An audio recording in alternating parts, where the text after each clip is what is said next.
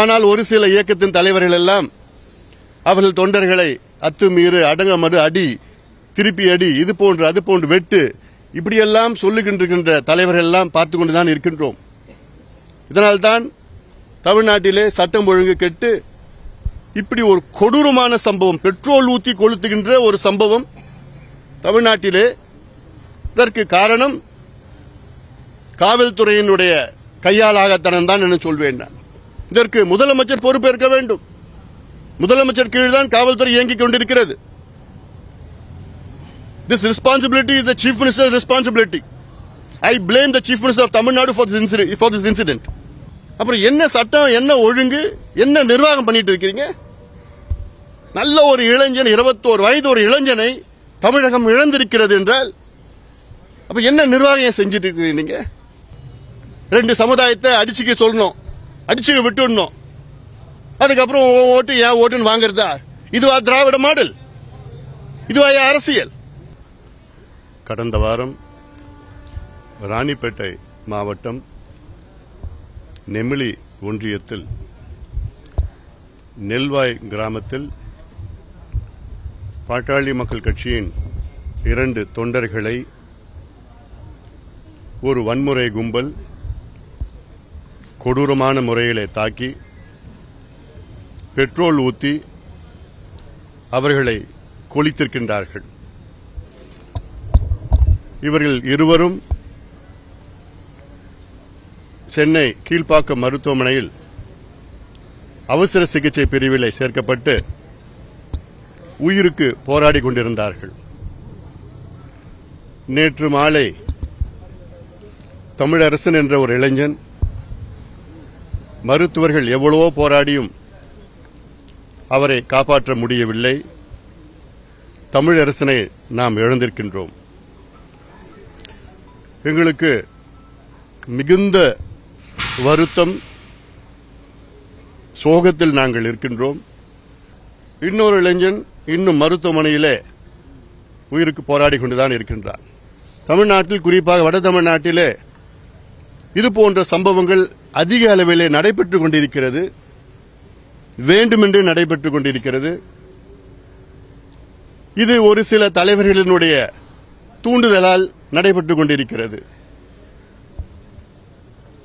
எங்களுடைய தொண்டர்களை தொடர்ந்து நாங்கள் சொல்வது, வலியுறுத்துவது, வழிகாட்டுவது, இடஒதுக்கீட்டை பயன்படுத்திக் கொள்ளுங்கள், படியுங்கள், வேலைக்கு செல்லுங்கள், பிரச்சனைக்கு போகக்கூடாது, வழக்குகள் உங்கள் மேல் வரக்கூடாது என்று. ஆனால் ஒரு சில இயக்கத்தின் தலைவர்கள் எல்லாம் அவர்கள் தொண்டர்களை அத்துமீறு, அடங்கமறு, அடி, திருப்பி அடி, இது போன்று அது போன்று வெட்டு, இப்படியெல்லாம் சொல்லுகின்ற தலைவர்கள் எல்லாம் பார்த்து கொண்டுதான் இருக்கின்றோம். இதனால்தான் தமிழ்நாட்டிலே சட்டம் ஒழுங்கு கெட்டு இப்படி ஒரு கொடூரமான சம்பவம், பெட்ரோல் ஊத்தி கொளுத்துகின்ற ஒரு சம்பவம் தமிழ்நாட்டிலே. இதற்கு காரணம் காவல்துறையினுடைய கையாளாகத்தனம் தான் என்று சொல்வேன். இந்த 6 இளைஞர்களும் திருமால்பூர் என்ற பக்கத்தில் இருக்கின்ற கிராமத்தை சேர்ந்தவர்கள். இந்த 6 நபரில் ஒரு நபர் விசிகேவை சார்ந்தவர், விசிகே உடைய உறுப்பினர், மற்றவர்களெல்லாம் விசிகே உடைய ஆதரவாளர்கள். திருமால்புரம் என்ற கிராமத்தில் ஒரு சில நபர்கள் அங்கே தொடர்ந்து கஞ்சா விற்பதும் சமூக விரோத செயலில் ஈடுபடுவதும் தான் அவருடைய வாடிக்கை. இது காவல்துறை தெரிஞ்சுதான் நடக்குது. இந்த இளைஞர்களும் 6 இளைஞர்களும் கஞ்சா அடிச்சுதான் இந்த சம்பவத்தை செய்திருக்கின்றார்கள். இதற்கு முதலமைச்சர் பொறுப்பேற்க வேண்டும்.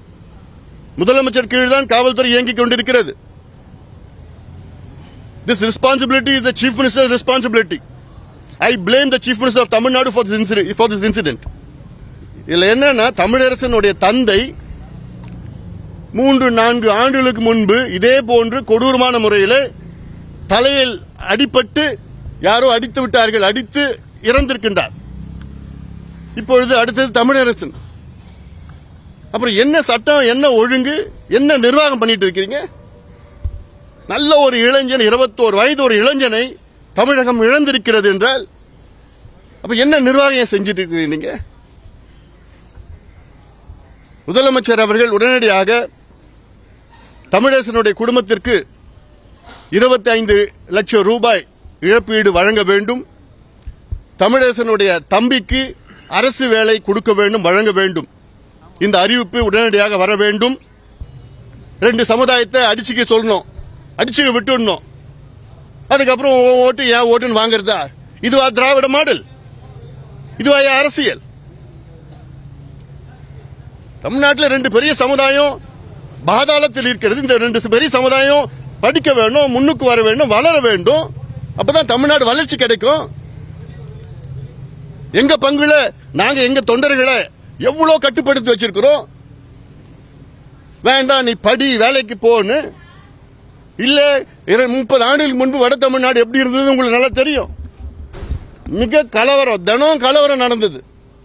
அதெல்லாம் வேண்டான்னு தான் நாங்க அமைதியான முறையில் வளர்ச்சி எங்களுக்கு வேணும், அமைதியான வளர்ச்சி, நீடித்த வளர்ச்சி என்று நாங்க கொள்கை ரீதியில் எடுத்துக்கிட்டு நாங்க முன்னுக்கு வந்துட்டு இருக்கு, எங்க தொண்டர்களை முன்னுக்கு வர வச்சிட்டு இருக்கிறோம்.